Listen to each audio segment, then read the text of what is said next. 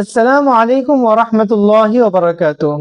সম্মানিত দিনদার ভাই ও বোনেরা, আপনারা অনেকেই হয়তো জানেন না, পবিত্র কোরআনুল কারীমের মধ্যে এমন একটি আয়াত রয়েছে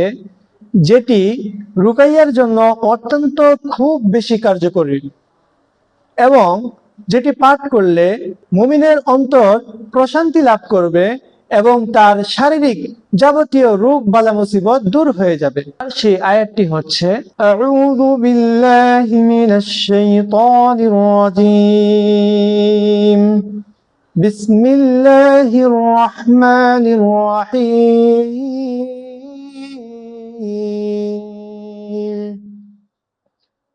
وننزل من القرآن ما هو شفاء ورحمة للمؤمنين ولا يزيد الظالمين إلا خسارا